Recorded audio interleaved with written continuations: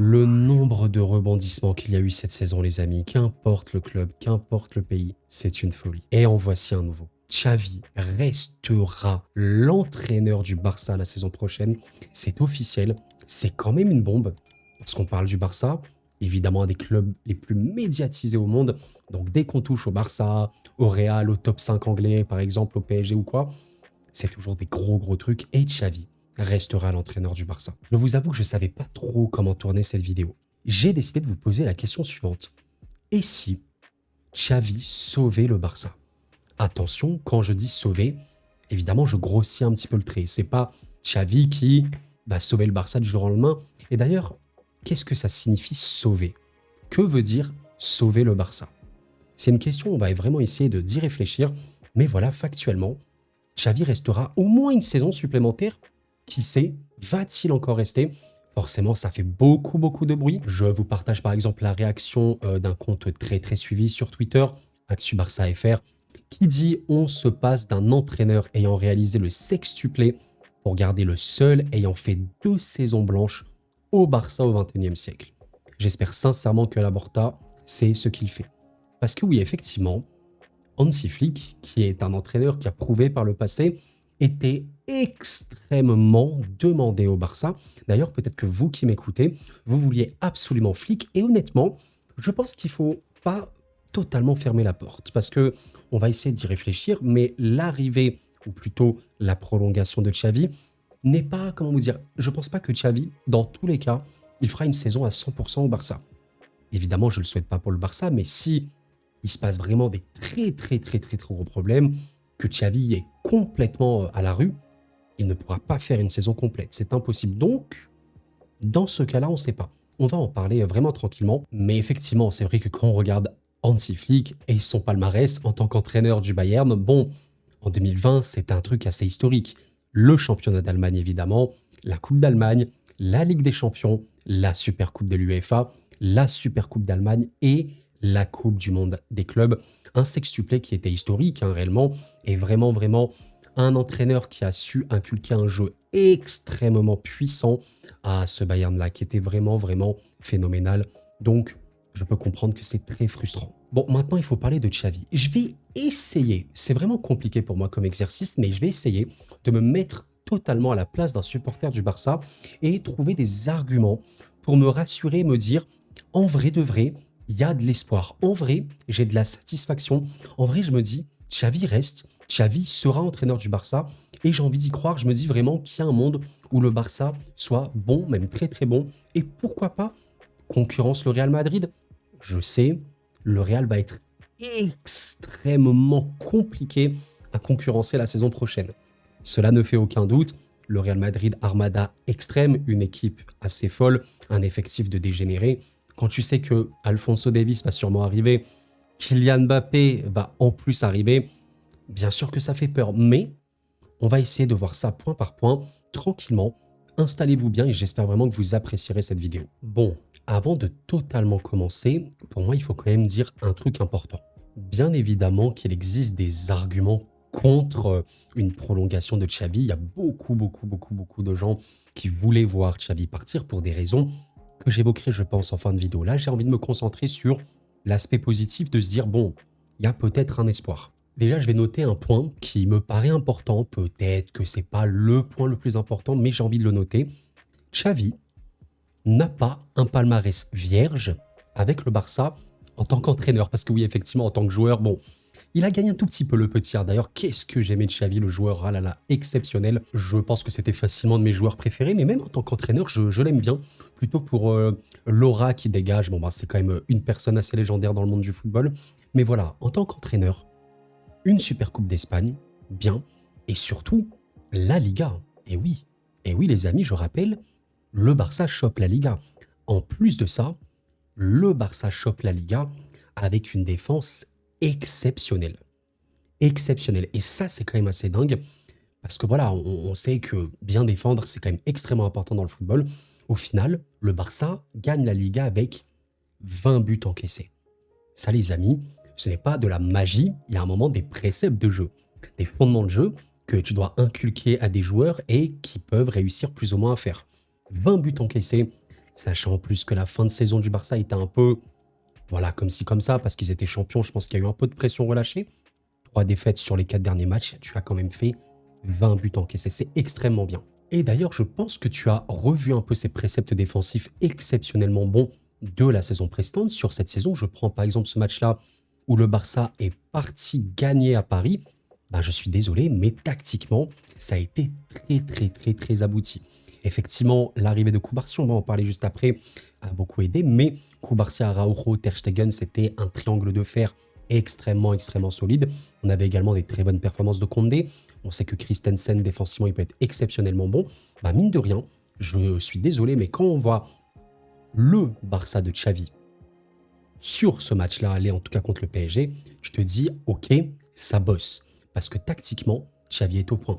Et c'est le deuxième point logique que j'ai envie d'aborder. Au-delà du fait que Xavi a déjà gagné, tactiquement, il a déjà fait des très bons matchs. Voilà. Ce match contre le PSG, pour moi, c'est totalement à mettre au crédit de Xavi, qui a vraiment fait une masterclass tactique.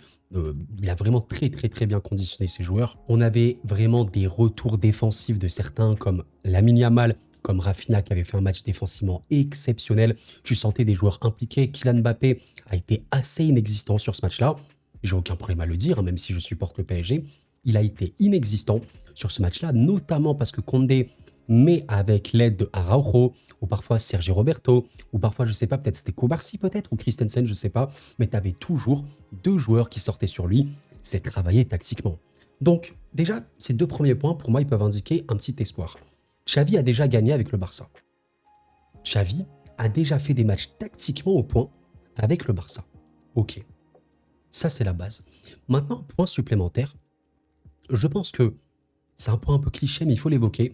Xavi aime le Barça. Oui, on va me dire, mais Koro, là, c'est pas vraiment un argument. Tu me dis, il aime le Barça, mais quel est le rapport? Pour moi, en fait, si vous voulez, le football et la vie en général, mais on parle de football là, on voit à quel point ça se joue énormément sur l'aspect psychologique, l'aspect émotionnel, et à quel point aimer ce que tu fais, être impliqué dans un projet, c'est extrêmement important. Je pense qu'aujourd'hui, bien sûr qu'il y a des coachs qui peuvent être attirés par le Barça, encore heureux. Mais est-ce qu'il y a un coach qui aime plus le Barça que Xavi aujourd'hui? Je ne sais pas. Je pense que ça, il faut en être totalement sûr. Xavi est amoureux du Barça. C'est le club de sa vie. J'ai été très peiné pour lui, je crois, lors de la défaite 5-3 contre Villarreal, où il disait je vais partir. Il était triste, c'était un échec, c'était triste, il voulait réussir dans son club de cœur. Il voulait et il n'était pas si loin cette année en vérité. J'ai quand même envie de mettre des choses à sa décharge quand je dis il n'était pas si loin. Oui, c'est vrai que quand on fait le bilan après en fin de saison, qu'est-ce qu'on voit? Bon, la Liga, qui est quand même à 11 points du Real. Oui, c'est loin, mais il faut quand même dire que le Real fait une saison exceptionnellement bonne. Il faut quand même le dire, avec une défense de fer un petit peu ce que le Barça avait la saison dernière. Pour la décharge de Xavi, il y a eu énormément de blessures importantes cette saison. Et encore, à l'heure où je vous parle, tu as des joueurs comme De Jong qui s'est reblessé, Gavi ou Gabi, je ne sais pas trop comment on prononce, il est blessé encore une fois. Balde, il me semble qu'il est toujours blessé. Il y a eu également Pedri qui s'est blessé en cours de route.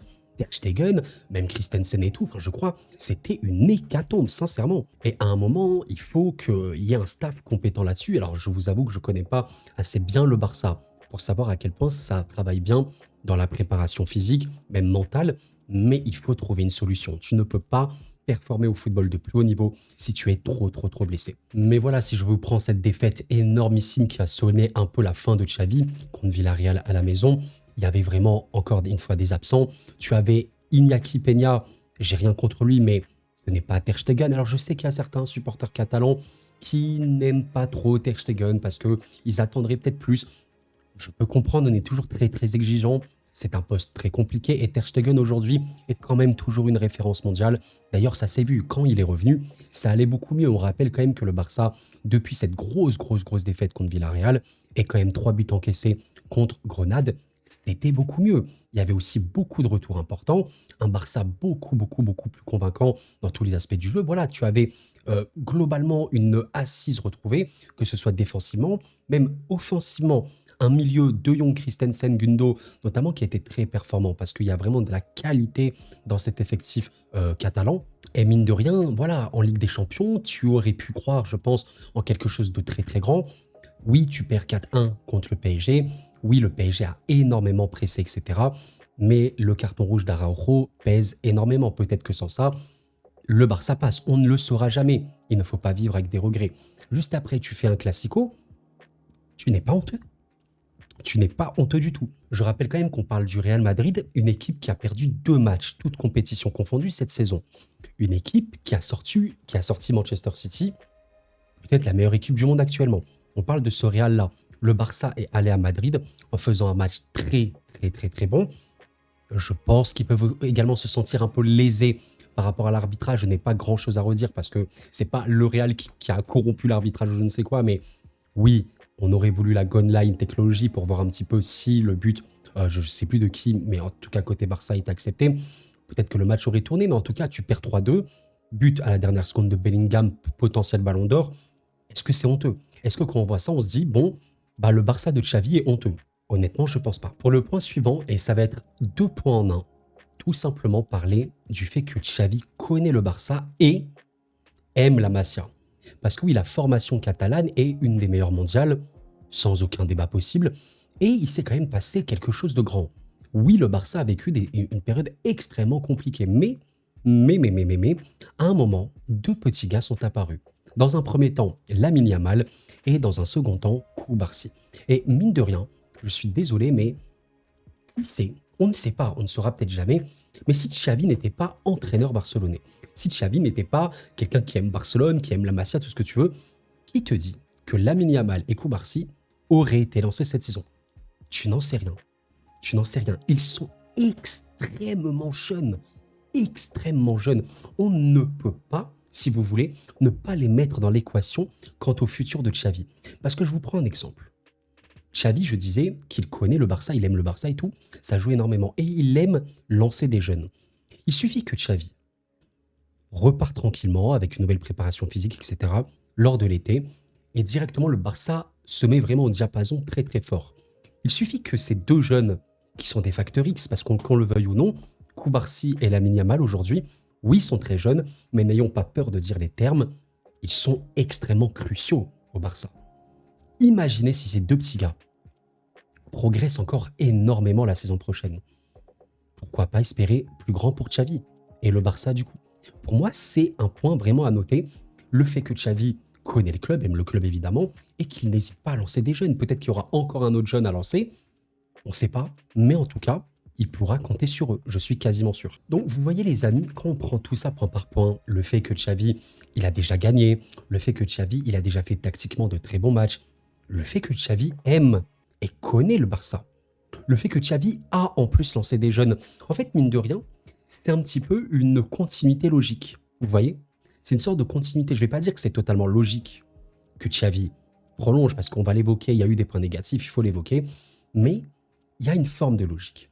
C'est un petit peu la continuité. Et j'ai envie de conclure également ce point-là par dire que on a déjà vu des coachs ayant vécu quand même des premières années compliquées. J'ai envie de parler de Mikel Arteta, qui pour moi est un très bon exemple, une leçon voilà, du football, qui est arrivé en 2019 à Arsenal. On regarde Arsenal en 2019, qu'est-ce que ça a fait les amis? 19-20, ça a terminé 8e de Première Ligue. Ok, est-ce qu'ils auraient pu le virer Arteta en fin de saison? Possible. Saison prochaine, 2020-2021, 8e. Je rappelle encore une fois que Arsenal, c'est du top 5 Première Ligue, top 6 Première Ligue. C'est un club où chaque saison, tu dois donner au max. Si tu n'as pas, si tu fais des saisons blanches, t'es viré. Enfin bref, tu vois ce que je veux te dire. Mais Arteta a été consolidé à Arsenal, encore après, 2021-2022. Ah, 5e place, ok. 5e place, bon, t'es toujours pas top 4, mais tu vois qu'il y a une progression. T'es très, très, très, très, très, très loin de Liverpool et City, qui ont plus de 20 points par rapport à toi. Donc, t'es loin, mais tu le gardes. Et encore la saison d'après, là, qu'est-ce qui se passe? 2e de Première Ligue, à 5 points du monstre Manchester City. Alors oui, chaque cas est différent. Je ne dis pas que regardez, Arteta a réussi à Arsenal, donc Xavi, gardez-le et il va se passer un truc de fou. C'est pas aussi simple, mais cela c'est une leçon pour nous dire que patience. Bien sûr que les grands clubs comme le Barça, la patience entre guillemets, tu peux pas totalement l'avoir parce que tu veux des résultats tout de suite. Mais disons que parfois souffrir 2 ans, 3 ans, même plus, si tu sais que ça va dans la bonne direction, alors pourquoi pas? Voilà. Alors pourquoi pas? Maintenant, on va quand même parler des points négatifs parce que oui, Arsenal, c'est un cas différent du Barça. Arteta a eu des garanties. Arteta a pu construire son équipe.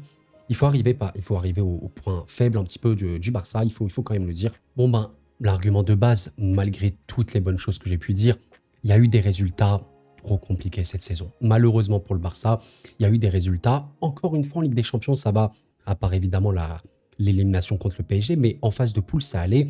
Par contre, en Liga ou en Coupe, tu as trop pris. Déjà, tu as perdu quand même contre le Real Madrid aller-retour. Ça fait mal. Tu as vécu des grosses défaites, notamment contre Girona, tu t'es pris 4 buts. Tu as également pris beaucoup de buts pendant la fin d'année 2023, début d'année 2024. En Super Coupe finale, 4-1 contre le Real, ça fait mal. Tous ces résultats négatifs, forcément, ça joue en la défaveur de Xavi parce que ça prouve qu'il n'a pas su maintenir l'équipe à un niveau compétitif lors de ces moments-là. Il faut également évoquer un point extrêmement important. Le football, c'est le mental, on l'a bien compris. Et oui, Xavi n'a pas montré, franchement, signe rassurant. On a vu que c'était quelqu'un qui pouvait être très frustré, très agacé. Et encore une fois, je ne dis pas qu'il a tort. Enfin, tort. Il peut être énervé, il peut être agacé. À un moment, tu es un humain, tu as le droit d'exprimer tes émotions comme tu les entends. C'est un ancien joueur en plus, donc il connaît ça. Mais quand tu es coach, tu dois garder ton sang-froid au maximum, même si c'est très dur. Tu dois faire en sorte que les joueurs, surtout les plus jeunes, puissent compter sur un repère. Et quand tu vois par exemple, je sais pas, Koubarsi ou Lamine Yamal qui voient leur coach complètement vriller, c'est pas forcément très bien. Donc oui, je peux comprendre que c'est un point négatif. Il faut également évoquer les dettes. Les dettes du Barça sont importantes. Je ne saurais pas vous dire à quel point aujourd'hui ça va mieux, économiquement parlant. Peut-être que ça va mieux, je ne suis pas au courant, n'hésitez vraiment pas à me dire, mais je parlais du cas d'Arsenal, Arteta a eu des garanties. Est-ce qu'aujourd'hui, Monsieur Xavi qui va dire je veux Zubimendi, je veux Bernardo Silva, etc., est-ce que la direction est capable de dire ok tiens Xavi? Je ne sais pas. Et pourtant, il y a eu un mercato très intéressant pour le Barça, il faut le dire. Bon bah, il faut forcément évoquer Gundogan, je sais pas trop comment on peut dire, mais de Manchester City, énorme référence, exceptionnelle cette saison, il faut l'évoquer. On peut aussi parler de Joao Félix qui, voilà, peut-être a connu des hauts et des bas, mais a pu montrer des matchs très performants, comme Cancelo, c'est un peu moins le cas ces derniers temps, mais c'est des très bons joueurs. Le Barça est attractif. Mais vous voyez, les profils ciblés, ou plutôt les joueurs ciblés, c'est des joueurs en fin de contrat, ou en prêt, ou je ne sais quoi. Donc c'est compliqué, on sait que le Barça ne peut pas dépenser énormément. Donc oui, je pense que le Barça pourra faire des bons coups intelligents, mais qui sont quand même limités. Donc oui, ça joue en la défaveur de Xavi. Bien sûr que ça joue en la défaveur de Xavi. Et enfin, comme dernier point négatif, parce que je ne vais pas en voir non plus des millions, peut-être que j'en oublie, je pense que le dernier vrai gros point négatif, c'est que Xavi n'a plus le choix, n'a plus le droit à l'erreur, et qu'il y a un aspect très toxique, très anxiogène autour du Barça actuellement. À un moment, c'est très simple. Vous avez vu la saison actuellement du Barça. Vous savez à quel point les médias, et surtout les médias en Espagne, c'est normal, hein, ils aiment énormément. Bon ben ça, vous voyez, les polémiques, les machins, c'est comme ça aujourd'hui, hein, malheureusement. Je suis d'accord que c'est pas forcément fou. Imaginez Xavi repart la saison prochaine et il y a déjà une défaite du Barça. Qu'est-ce qui va se passer? Est-ce que mentalement, au sein du groupe, ça peut rester clean? Mais est-ce que la pression médiatique, elle va pas être trop forte? C'est entre guillemets un sort d'ultimatum. Et c'est pour ça que c'est très toxique. C'est dommage. Ça, c'est vraiment dommage. Et pour moi, ça peut être un point qui, je vais pas dire peut faire en sorte que Xavi parte au plus tôt, mais malheureusement un petit peu quand même. Et ça, malheureusement, ce cercle toxique me fait un petit peu peur pour l'avenir. Bon, les amis, j'espère vraiment que vous avez apprécié cette vidéo. J'ai au final pas beaucoup parlé. Vraiment, si vous l'avez apprécié, le like, l'abonnement et le commentaire m'aident énormément. Merci à vous. J'ai vraiment tourné cette vidéo en mode débat. J'invite vraiment toutes les personnes qui m'écoutent à débattre en commentaire. N'hésitez pas. Je sais que c'est pas forcément le genre de vidéo qui intéresse le plus de monde, mais je pense que c'est un sujet important parce que le Barça a un potentiel de fou. Sincèrement, je le dis de manière totalement neutre, l'effectif du Barça, peut-être qu'il n'est pas le plus gros d'Europe, mais il y a des joueurs de classe mondiale. Sincèrement, des joueurs de classe mondiale. Et si tu bâtis sur les jeunes, si tu sais bien les entourer avec des joueurs comme Gundo, justement très expérimenté et très fort, il n'y a pas de raison. Il n'y a pas de raison et vous savez à quel point le football va vite. Aujourd'hui, il y a peut-être des gens très stressés. Et d'ailleurs, si j'ai peut-être réussi à vous rassurer, n'hésitez pas à me le dire. Ça me fera plaisir honnêtement. Mais le football va vite. Imaginez aujourd'hui, on dit Xavi, c'est une catastrophe, il prolonge. Peut-être que dans un an, on dira Xavi qui a prolongé, c'était la meilleure chose possible. Le football va trop vite. Il suffit que le Barça se remette dans la bonne dynamique, arrive à être épargné niveau blessure quand même, ça va jouer forcément, a fait un mercato ciblé, intelligent, voilà, avec les moyens du bord. Tu consolides les jeunes, tu essaies au maximum de mettre tes préceptes de jeu. Je suis d'accord que cette saison, c'était un peu moche au Barça, il n'y avait pas d'amélioration drastique niveau jeu, mais on a quand même vu des séquences qui étaient très très bonnes, donc à un moment, ça sort pas du ciel, vous voyez ce que je veux vous dire. Il y a un monde, voilà. Maintenant, oui, concurrencer le Real Madrid, ça va être très très chaud, très chaud, mais on ne sait pas, peut-être que l'arrivée de Kylian va peut-être déséquilibrer le Real, on n'en sait rien, évidemment qu'ils sont très très forts, on verra bien. Vous me dites tout ça en commentaire les amis, d'ici là, portez-vous bien, c'était Koro, prenez soin de vous, et la paix sur vous.